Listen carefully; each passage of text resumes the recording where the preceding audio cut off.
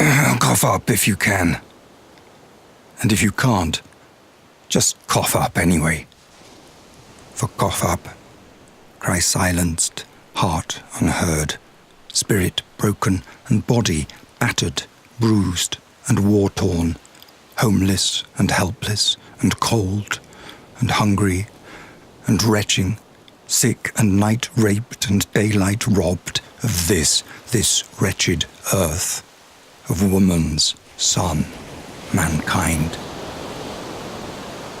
And pay up you must, you must, you must, and more.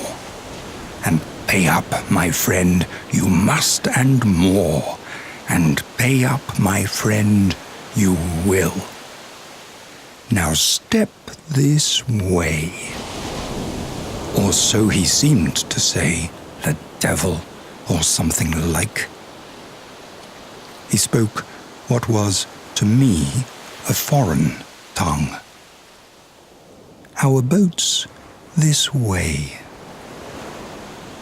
And no Christian, Muslim or Jew was he, no true believer, heart-warm and loving, surely in his simple faith.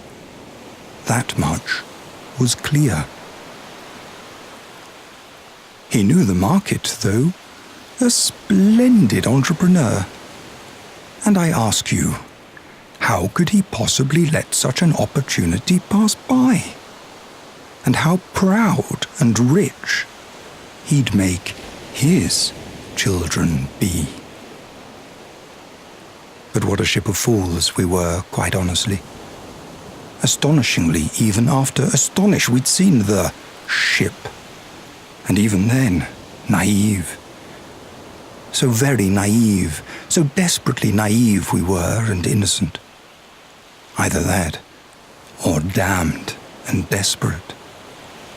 And just thin scraps and scratchings left of hope there were to nourish us, believers somehow still in human kindness, human nature, human value, valuable still, as walk that plank we did up to our boat, if you can call it that crock of filthy, holy shit. And I'll pour out my wrath like water.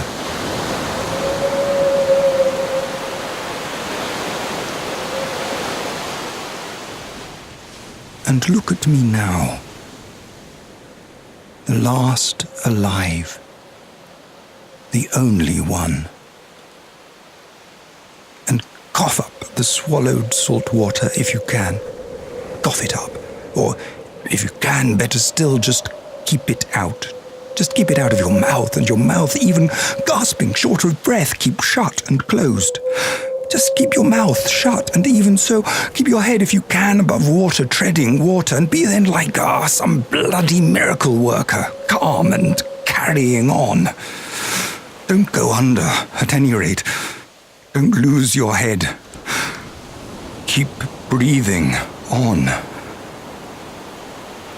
And it all floated by so fast, as in a dream, accelerated. Your life relived backwards, as they say, going forwards in reverse.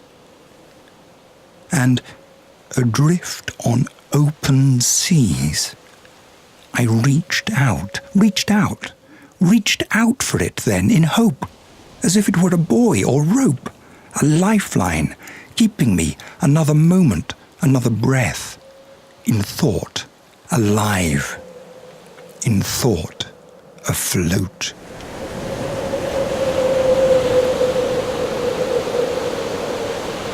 And a line of words formed then so suddenly, spontaneously, surprisingly, desperately in mind, my mind, in foaming wave on wave of memory, spat, salted, sprayed, in teary, brilliant, blinding sun, crysting white and paper thin, in fading, fast emptying, dissolving, drenched, drowning, memory on wave of memory, in skin-numbed blue, to freezing, flailing, ink-spilled body black, and that then that, and beautiful, strangely, still. And this line of words formed then so suddenly, spontaneously, surprisingly, desperately in mind, my mind, in mind, surfacing there and floating up in reflection as if from nowhere, known or recalled or recognized. Ocean's rippling memory. A mystery, maybe, who knows? Whosoever, wherever, whenever, whichever, whatever. Why? Who? And these words then, as it were, asked and asking me myself, asked if behind or perhaps underneath or perhaps within all life's noise and agitation and emotion in mind there was and there existed somewhere, somehow, here in the heart of the thing, in the heart of the thing, a great quietness of poetry. And an ear to hear then there the silence, deep and still, an ear for silence. And so I lifted up then, beseeching heavenward my eyes, and breathed again, although breathless, panting, saying, why and why again? And in reply, that sky's song, sounded silence, and only silence, and only silence, only, all. Sky, sounding silence, and all that, and more, oh my soundless cry, as if, in moments' happiness, momentarily, to myself, that moment, this, and now momentarily, in moments' happiness, now, were I, I wish to die. And there then, too, to look, to listen, to see, to hear, and to know this now, that where every there and every ever here and there and here, again and again and again, so free to be. In death,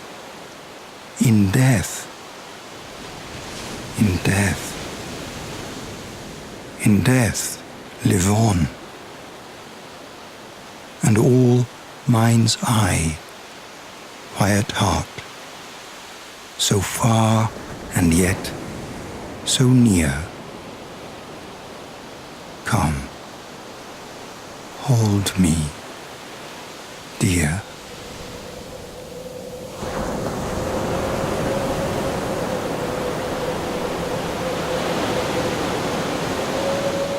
And a line of words formed then so suddenly, spontaneously, surprisingly, desperately in mind.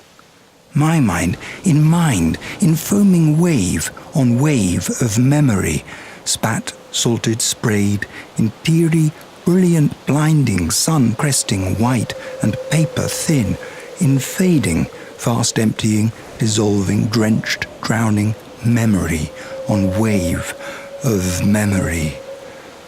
In skin-numbed blue, to freezing, flailing, ink-spilled body black, and that then that, and beautiful, strangely, still. And adrift on open seas, I reached out for it then, in hope, as if it were a buoy or rope. A lifeline keeping me another moment, another breath, in thought alive, in thought afloat. And it all floated by so fast as in a dream accelerated. Your life relived backwards, as they say, going forwards, in reverse. And this, then, almost the last thing, floating away from life and me that I could see. A tiny baby, bobbing, bloated by me. Bathing, I briefly thought, bizarrely, and all washed up and off and away, as if seemingly fresh and new. And this, my own dear child, this baby blue. But still no strength for me to take or hold this baby mine again to beating heart my breast. For this, my child, is drowning, dead. And I myself now, as one as if awash and again newborn, in newborn's screaming, selfish, dim-lit heartbeat, beating, fearful drum. And dreaming now only of my own dear father, mother, sister, brother, home.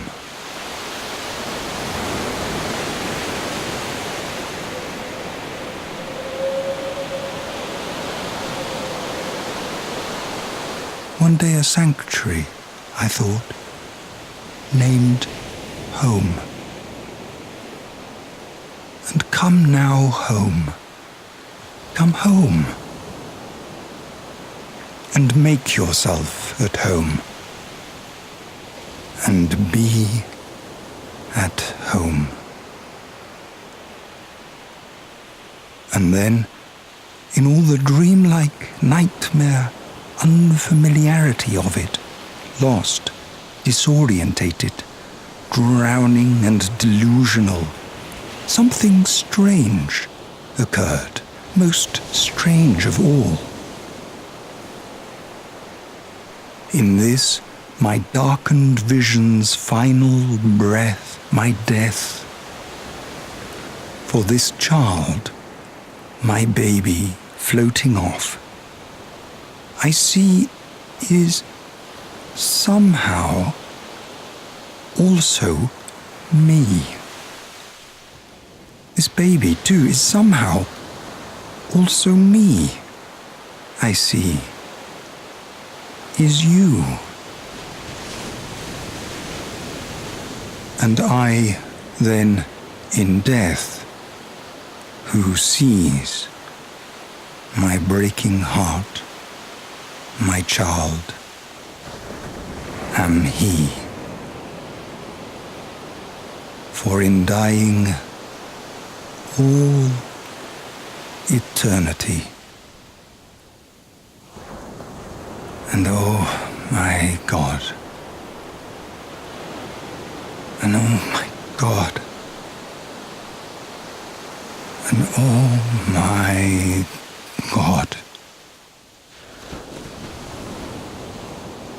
God, can it be?